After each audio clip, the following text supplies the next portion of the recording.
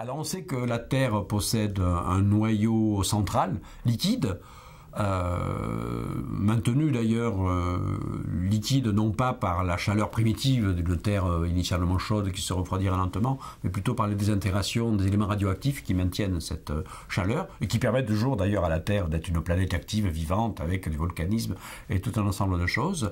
Et à partir du moment où il y a un noyau qui n'est pas complètement solide, on peut se poser la question si la Lune a effectivement des effets dits de marée, c'est-à-dire des effets gravitationnels différentiels sur le noyau de la Terre. Alors, on connaît tous effectivement l'influence des marées lunaires sur les océans. Peut-être on connaît moins l'influence des marées lunaires sur la surface des continents. Il faut pourtant en tenir compte. Il faut savoir que lorsque l'on a commencé à calibrer le grand accélérateur de particules au CERN, vous savez, au CERN, il y a un grand accélérateur de particules qui est un gigantesque anneau qui fait des kilomètres de circonférence. Eh bien, lors des premières mesures de calibration, etc., on s'est aperçu qu'il y avait une oscillation bizarre dans les données journalières, comme si le sol montait et descendait.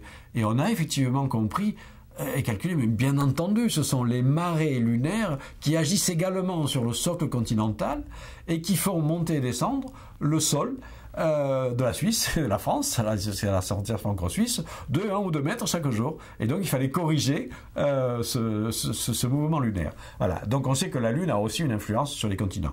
De là à imaginer qu'elle a une influence gravitationnelle sur le mouvement central, oui, l'influence, elle existe, mais elle est sans doute extraordinairement faible. Il suffit de faire un calcul pour s'apercevoir qu'il n'y a probablement strictement aucun effet de la Lune sur le mouvement du noyau central de la Terre.